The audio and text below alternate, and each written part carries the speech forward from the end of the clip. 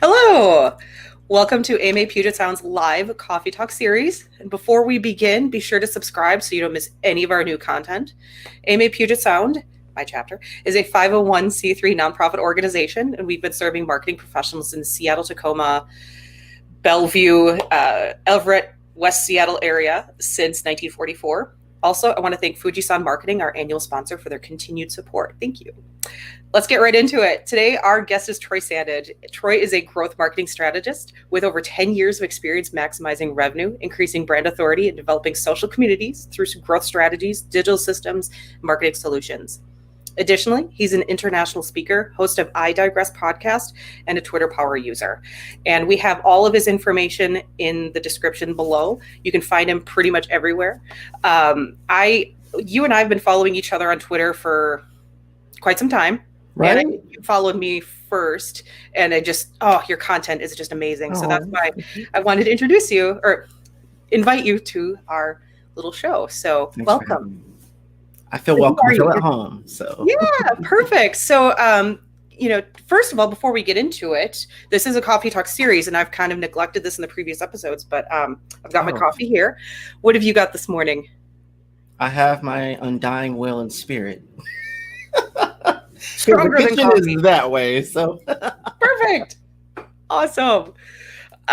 Before I do any more talking, let's just get right into it. And then also, where are you joining us from? I'm in Renton, which is just outside Seattle. Yeah, Chicago, Illinois. Midwest. I'm from Wisconsin. Oh, well, yes. Then you. I've been to Chicago many times. I have a lot of family in that area and in the Seattle area as well. So nice. Oh, perfect. So you're in the afternoon already. Well, good afternoon. So for those of you who follow Troy, you already know he is absolutely a Twitter power user. And I wanted to touch really, Troy, on some of the tweets that you've had, especially recently because we're doing this kind of in real time. And that's kind of where we'll go with the conversation. But I kind of really wanted to give you a platform to, I don't want to say air your grievances, because it is that time of year. But you've had some really good points in a lot of your tweets, specifically about growing your community. And that's really where I wanted to go. And the first one that I wanted to get into and just kind of let you go, and I agree wholeheartedly with this, is, and I'm quoting, "Too many focus on follower count, engagement numbers, views, likes, and shares." Which is, I agree. If you want community, it has to be natural. But how do you respond to people who just demand that data? No, we have to get X amount of likes before this can happen. Like, really? Right. I first saying that the context is not saying that data isn't valuable. It is. But we need to think of it as a benchmark toward our goal versus it being the goal itself. Mm-hmm. It's sort of like you're courting, you're in a relationship. The goal, presumably, is to marry your partner, whoever you are, with that individual. And so the benchmarks may be, hey, we're doing a certain number of dates. We get to eventually meet the family. We talk about the future. Maybe we move in together. All these different things. The initial goal isn't just to meet the parents or to, have a dog and have an apartment together. The goal is to become one and grow this relationship. In the same way, in the context, that's the whole point of the community aspect. Data is necessary. We need that for benchmarks, but we tend to make that the focus point. If my following dropped by, I think when I'm at 12.5, followers on Twitter right now, if it drops by 0.5 and I'm back at 12,000, that doesn't impact me. That just means that 0.5 just didn't find value anymore with me and they're gone. That's cool. The context is I want to hone in on those who will. So that means if it's a drop off, that's perfectly okay. I'm not thinking because I lost 0.5. Oh my goodness. Let's think of Facebook. Let's think of Apple. They have many grievances every single day where people come at them, they unfollow them. You think they're thinking about the drop off of 10% or even 25%? No, because they know people still value their product and service. They still will come to them. And that's where they want to focus on. So if we as an organization, we as this business, and we're looking at our numbers of where our engagement went down 25%, COVID-19, 2020, holiday season, we're emotionally compromised. We're trying to just do other things. I don't have time for your product or service right now. Sorry, I didn't give you a like on your cat video that you posted that had nothing to do with your community. No shade toward that. Right. That's what we have to better understanding of context. And that's why I Mm-hmm. think us as marketers need to level up and help our executives to understand. Mm-hmm. And would you say along with that is basically with your community members, quality over quantity. And I'm sure you heard this too, 80%, how does it go? 20%, 80% of your business comes from 20% of your customers. Those are the Right. loyal folks. Right. And so one thing that always bugged me, I was in retail and sales many years before I got into marketing. And I don't think I'm alone in that. But one thing that always bugged me was the almost like a get rich quick scheme, but it was from a retail perspective. One example is I worked at a bank, and it was the official bank of the Green Bay Packers. And part of my job was to be at Packer games, getting people to sign up for a checking account, and you could get a free jersey. Of course, you had to go through all these loopholes in order to get it. And most people, if anybody who's ever been to a Packers game, nobody's sober. Bears fan Nobody's here. sober. No, right? Yeah. no. In the Midwest, nobody's sober at a game. And so trying to get those customers, dangling a jersey in front of them while they're having a good time to open up a checking account, it's like, what? And you're taking sensitive information from them in a very public place. And I thought, wait a second. And you know what? Out of, I don't know how many games I went to, probably 8. And I got 40 accounts out of it. How many of them, guess how many were really true customers? 2. One out of 40. So they ended up spending how many on jerseys to give to these people, and none of them stayed once they got their jersey. So yeah, just basically going along with what you're saying is got to treat your own people better, which really goes into the next one. And I really, really wanted to touch on this one because it just kind of reached out and grabbed me. Community plus relationships plus connection. And your follow-up with that is it's really about connecting and how you get out of it and what you put into it. Right. I think, I was talking, and for those who know that we're doing this in real time, I literally did a Twitter storm this morning, and I'm thinking about the context and how. And as marketers, you totally understand. And for those who are coming up the ranks and learning this is also for you too in businesses. Many times we just want to focus on the cosmetics. And anyone who's ever had to put on makeup, it makes you feel good. You get all glammed up, but it takes time. But you eventually have to take the makeup off. And then if you're only feeling beautiful when the makeup's on, and you're not feeling as beautiful when the makeup's off, that doesn't make you feel good. It makes you feel you're dependent on the cosmetics. In the same way, the reason and the powerful way you need to modify is that sometimes we want to focus on, if my follower accountant is here, that means I'm going to be successful. Last time I checked, you can't cash in your likes for money and sustainable business. You just can't. Sorry. So you need to find marketers or build your team out who gets that. Like, hey, our goal is to build a strong, sustainable business. The only way to do that in 2020 and moving forward going to 2021 and beyond is literally through community. Now, let me be clear with that context. Community as in buyers, advocates, and elevators, or is what I like to call BAE. Some people are so focused on the community of just people echoing them, giving them all the praise and glory and engagement. That's great, but are they buying from you? Are they buying your product or service? If not, if at least 30 to 40% of your community isn't buying from you, then you're either thinking too small or not big enough. You really got to hone in on and look at all the data. This is where data comes in to see what's working, not just what gets you likes, but what gets you to the door, CTR and everything else. And I think sometimes us as marketers, we just think that's a sales team's job. I don't touch that. Now, there is some context between sales kind of doing their own thing because they're strengths and marketing, but you're the right arm and the left arm of the whole company. You all need to figure out how to work together. Sales people, marketing, hey, I'm having a lot of folk not telling me this, or they're not connecting with what we're doing. So that means I need to push more stories and more messaging, making it very clear what we do and what we offer, that when they click on the link, go to the website, do a form or a phone call. That when they get to the salesperson, it's easier to go through the process and you get a higher conversion rate. Mhm. Marketing has to go that depth. And it's not about you doing all the legwork. It's simply about community and structure.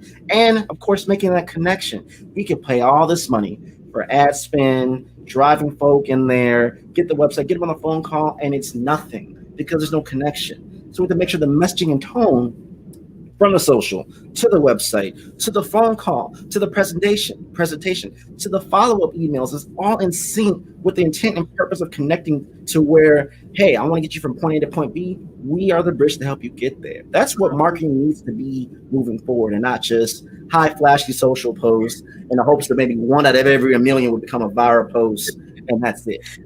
Speaking of, what do you ever have clients asking, in the first interview of, hey, we want a social post to just go viral. That's all we want. And how do you respond to that? Or have you gotten a request similar to that?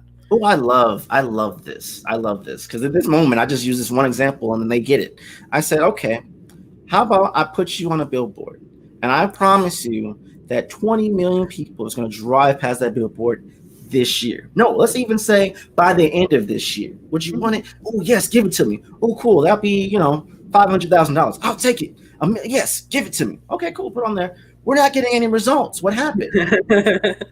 I promised you that's how many people is going to drive by.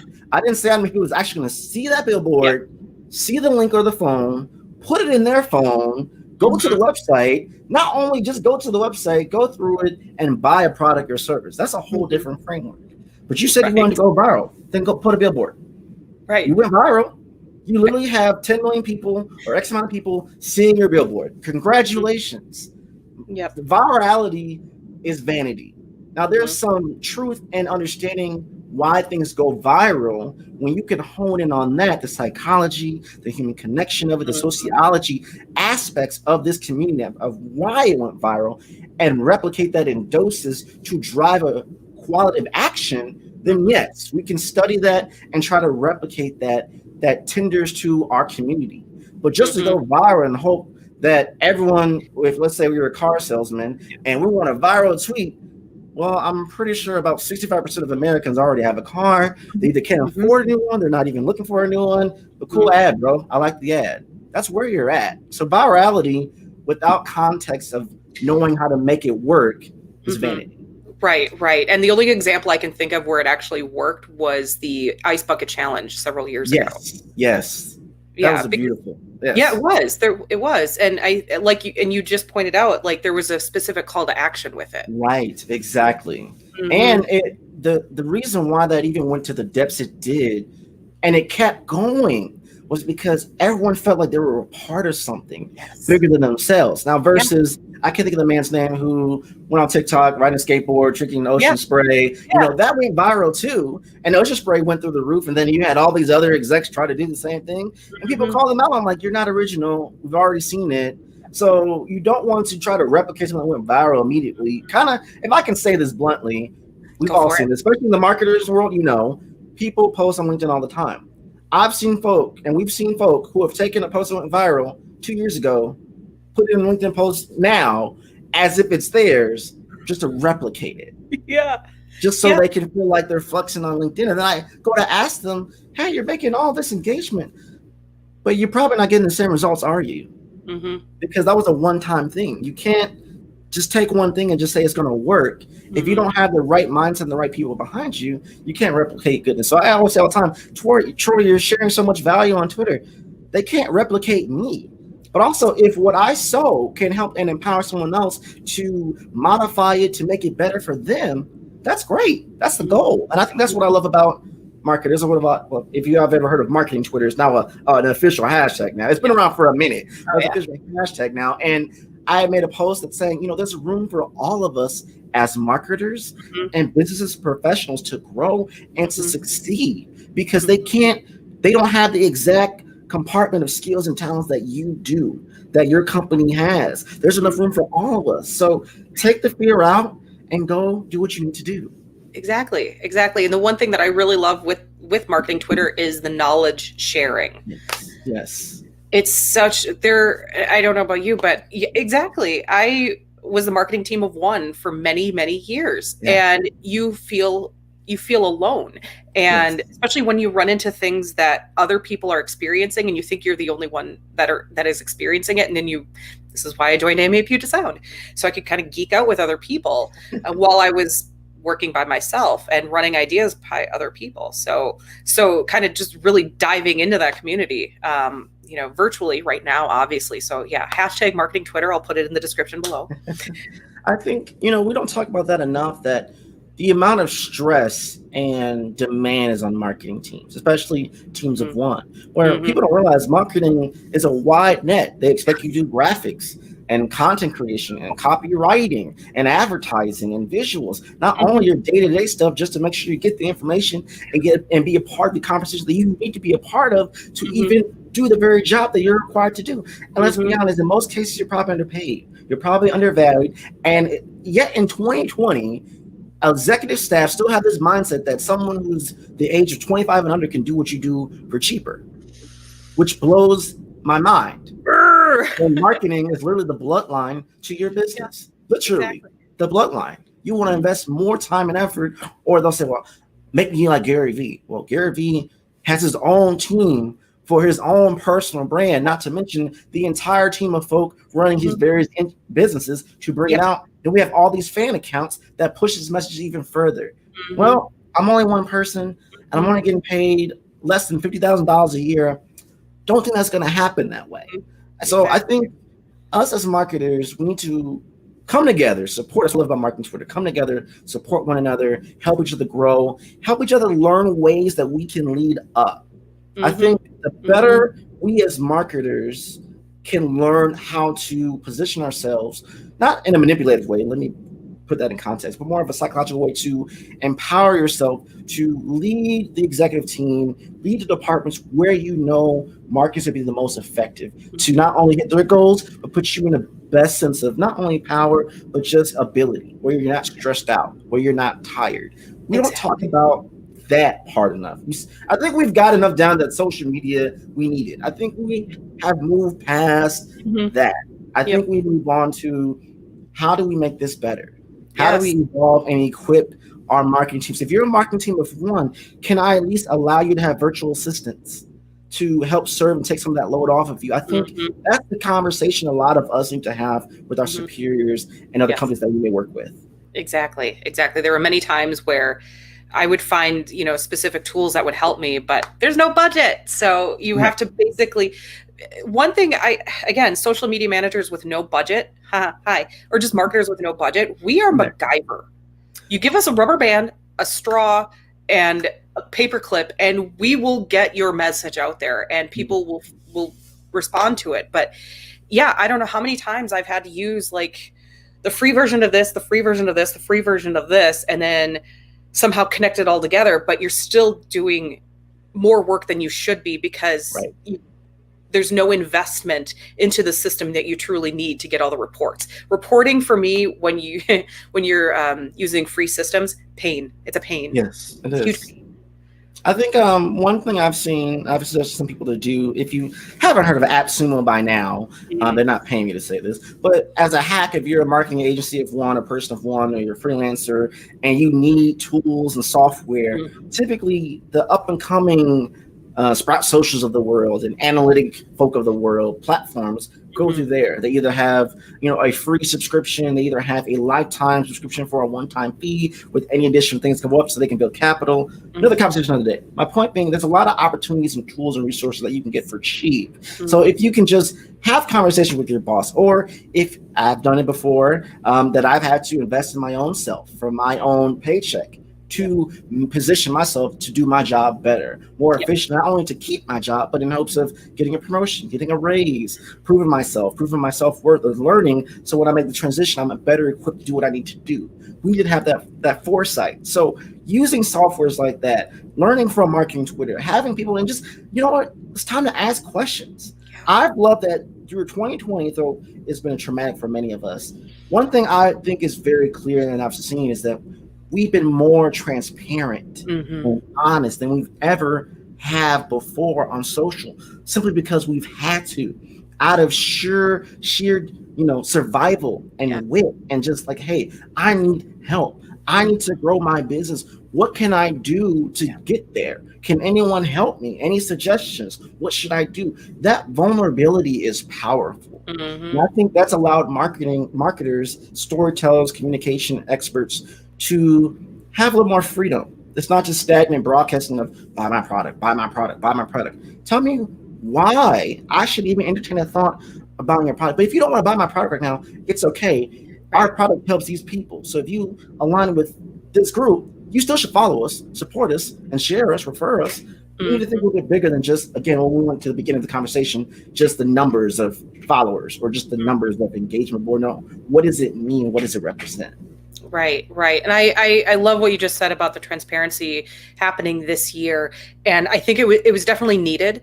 because I think a lot of us were tired of just speaking in corporate talk in our messaging. And of course, why aren't people engaging? Well, because you're not writing like a human. It Right. sounds like a robot and it just sounds corporate and nobody buys into it. You've said it several times. I've said it myself in other conversations. You need humanity. We're humans. We're not Yes. robots. We need to know that there are other humans out there. And I forgot which brand it was on Twitter a few weeks ago. I think it was right around Thanksgiving. And they were just very honest coming from the brand's social media saying, there's a human behind this account. Yeah. There's a human doing this. It's not a bot. And I think that was very cathartic for a lot of us. Even saying, I know this has been trending with Burger King, hey, we're going to use our tools to recognize small businesses and restaurants, or Yeah. even McDonald's and Subways who, hey, yeah, we want you to buy the Whopper, but there's other brands who can't really afford to withstand what's happening. Yeah. We're going to use our Instagram account to, showcase other brands that you should buy food from, that you should support. You would have never thought that would have happened. You mean Right. shred up competitors on this scale is going to be like, no, please buy from them. That goes to show you that, you can still win and be successful and still have a heart. Exactly. And not in being in a manipulative way, but in a sense of power that, hey, as humans, we naturally want to come together. There's many things that you could say that could potentially keep us apart. But at the end of the day, we all just want to be happy, live successful lives, be content. Mm-hmm. Those key value points, no matter if whatever religion or you're not religious or whatever political affiliation or not political affiliation, or the other stagnants that you never talk about on social media, you put that out there. When you break all that away, we're just humans who just want to live, want to be happy. And if you can speak to that person from the soul, from the heart, and do that consistently, your brand will stay in business. Actually, your brand will grow, especially at a time like we're experiencing right now. Mm-hmm. Exactly. Authenticity. It's a big word this and it's year. not a buzzword, y'all. It's not a buzzword. I know people use that a lot, and everyone's just kind of like, okay. Let me ask you this. Think about it, and just ask yourself in your head, would you buy from your own messaging? Any executive who watches this in the future or listens in any shape or way, live or replay, would you actually buy from the messaging that's being spit out? Mm-hmm. Mm-hmm. If you would not even engage with it, rethink it. If you're the type of company that's spending a lot of effort and time and resources on the cold connection, LinkedIn, DM message, do you even answer those? Mm-hmm. But you're pushing all this pressure on people who feel uncomfortable doing it because you want a certain number and think that's how you're going to get there. While all the way you're burning so many bridges that could literally be the one person that can make one referral and send you 10 times or 50 times more than what you're trying to do. It's just a mindset shift, really. Mm-hmm. It is. It is. Wow, I just had a flashback of retail work and having to cross-sell, like as somebody is at the counter and they're about to like hand you money to buy something and they're like, oh, you can buy this, this, and this. And they're like, I just want to leave. Right. And it just, I had a flashback.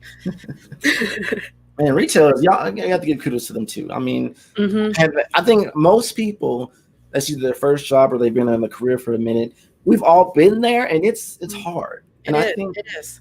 It makes you really recognize how important people skills are, but also how important patience is and perspective. And then as we're rising the ranks, what drives me crazy when I see people who they say they came from nothing, and they rise up, it's like sometimes they forget where they came from. And they think, I have so much success now that I'm untouchable. I don't have to. And that's where I think a lot of brands misstep. Mm-hmm. And we as marketers have to reel them back in and say, hey, Mm-hmm. humans, those follower numbers, each one of them is a human being who chose to follow your account for some reason. Make sure Mm-hmm. you keep them there, keep them with the value, not just forget about, oh, look how much money we're making, you know? Right. Exactly. Give them something to engage with. Yeah. Give your customers what they want within reason, obviously. Of course. Twitter, give us an edit button, things like that. Something, yes. They did switch the retweet thing back. I So I'm did. happy about that. Me too. But, they could just easily. Anyway, neither here nor there. We've got a few minutes left, but my gosh, there's so much more I could just bring up. But I'm going to try to kind of bring it down a little bit.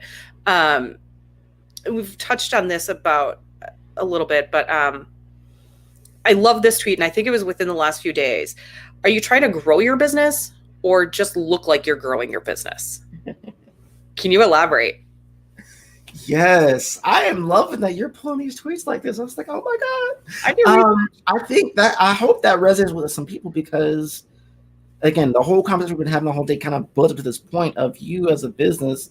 Are you just trying to look like you're somebody, or are you trying to be about your somebody? Because if you're just trying to look like somebody, I know at least 10,000 accounts you can go buy and add it to your account. And you go, hey, I'm at 20,000 K. I'm at over 10,000 K on Instagram. So now I can get the swipe up feature. I've had folks who think if they get that swipe up feature, that means they're going to get more business. It's not necessarily true. We as marketers want to help you grow your business. When we focus on the community, when we focus on micro conversations to make sustainable income, that means not just one-offs, people who are committed to buy whenever they think of a certain product or service. I want them to think of my brand, not only what we do, but why we do it and how we do it and what benefit it helps them and other individuals. And we keep growing that. We focus on that. Everything else will come with it versus I just want 10,000 subscribers on YouTube so I can get a certain feature or just so I can just say the numbers there. And let's say you get the number. What happens then? Right. Do you have a community or do you have people who just like you and will never engage with you ever again? I think it's time that we make that mind shift for our executives, for our companies, for ourselves, even as marketers. I'll be honest, I shortchange myself. I always think, well, I want to grow the community. Yeah, marketing Twitter, they're liking and engaging my stuff. That's great. But I have to be honest too. These are my peers. Chances are they're not going to want to buy something that they are trying to sell to as a freelancer or a part of an organization as well, are they? No. So with context, I have to understand that if I want to grow my business, I need to build a community of buyers. And we need to have a different relationship with how we see money. Money empowers you to do more for free. It's not the other way around. If you try to help everyone with a good heart, that doesn't get you paid. And if you can't get paid, the lights won't stay on, I won't have this home no more, and I'll be out somewhere. Versus if I work through the channels to grow and make sustainable money and continue doing that, I now have more freedom to give back, to provide software for free, or SMB organizations all the time, or whatever your goal may be. And I think that's the shift a lot of marketers need to have is, stand your ground, know your worth, charge what you're worth, versus trying to take anything that you need. When we say quantity versus quality, would you rather have one $100 bill or 101 bills? You can lose them. It can get wrinkled. It can get kind of hard. You might not be able to count them all. I'd rather have $100 bill. I'd rather have $200 bills. That's higher quality. So yes, I get it. Times are hard right now as marketers. Desperation is real. You are not the only one who feels like that. We are all like, I need more money. I need sustainability. Rent is due. I'm not playing around. But at the same time, we have to know, okay, I can only take so many clients. So that means I have to raise my prices and continually raise them and modify to make sure that I'm not overwhelmed. I'm not overworked. And I think that's a conversation, even beyond this, I hope many marketers and businesses tend to have. These are the conversations I think has been kind of in everyone's mind, but no one's really been vulnerable enough to just speak the truth and say, hey, I'm broke. I'm an entrepreneur. I look like I'm somebody. Maybe you got a blue check mark, all this stuff. I'm broke. I need money. I need help. I think if we just all did that, we probably could help each other grow. Exactly. And I don't know how much of an age difference there is between us, but I grew up in the 80s where, greed is good. There's always that hustle and just, it was always that appearance, you keeping up with the Joneses. Yeah. And just everything is a facade. Yeah. And just, it hurt us more than it helped us as a society. I absolutely agree with you. And one more thing that I wanted to touch on, and because I've been I've been told the same thing. I've been told that I can sometimes be too honest, and I can be sometimes too transparent. But this is this is the last one. I've been told my open and transparent and simplistic approach wouldn't measure up to the old ways. Be yourself and disrupt the market. And again, I just want to kind of give you the floor to expand on that.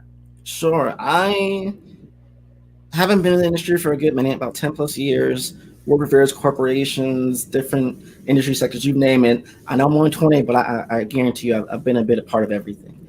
And I realize a lot of it's just because someone did it first doesn't mean it's relevant now. Right. Just because it's what made you rich then doesn't mean it's going to work now. Or because someone you've idolized for years on stage who gave you this one-liner that like, I'm going to be a marketer, I'm going to be an entrepreneur. And you held on to this person, the identity of this person, and you just followed their books and their steps, not trying to put it in shape, but you followed them and then it didn't work for you. What happened? I think many times we can just create our own thing that works for us. You're literally disrupting the market because you're not doing what everyone else says. If Gary Vee says do this and you're an entrepreneur, you're like, oh, I'm doing what Gary Vee says. Doesn't mean you're gonna get the exact same result that he is, or maybe his top 50 folk who are doing it. We have to simplify, and simplifying things actually provides you more clarity versus trying to make things more complex. When I can explain what I do and I have a system that helps me do it, and it's very clear, it's very obvious what's going on, I'm going to be able to produce continual, amazing results. Do not associate simplicity with just not being able to be powerful. That's not the case. Right. Simple is better. Simple is, and you know why I learned that from Twitter. When everyone's trying to explain all they're doing on LinkedIn posts and Facebook, and you have all these characters, 13 characters to go at it. Twitter, you get 280. And I come from a time where we didn't have that. We had 160. We had to really get it micro, and threads really wasn't a thing. You had to stop. Oh my gosh. Oh, I think we lost you.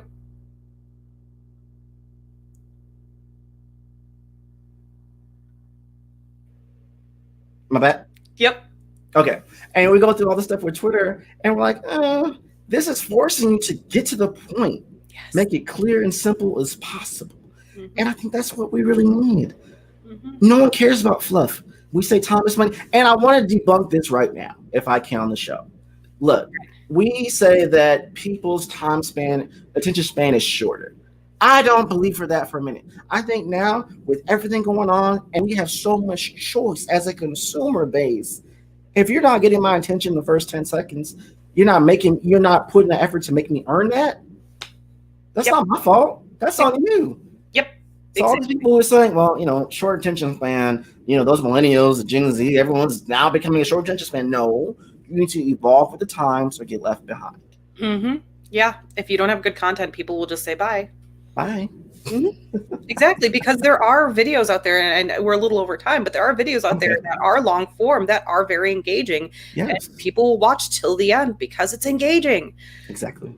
Don't blame the audience for your bad content. Don't blame the algorithm. Yep. Don't blame. Do what you do and stay true to it. And if it works, it works. Exactly. Let's end on that note. But is there anything else you want to add? If you enjoyed this, I have a podcast called I Digress Podcast where I'm kind of doing this, but without the visual, where I'm screaming and trying to give y'all knowledge bombs to do work. And also, if you're looking for someone to help you with strategy, I'm really good at that. I can help SMBs, NGOs, and anyone else in between. FindTroy.com. Perfect. And like I said, we have all of your information down below in the description. Troy, again, thank you so much for your time today. You're our last guest for 2020, so we figured let's end on a high note in this horrible year. So like I said, all the information about Troy is in the description. And if you enjoyed today's interview, please tap the like button and subscribe to make sure you're getting our newest content. Thank you so much, Troy. Thanks for having me. Absolutely.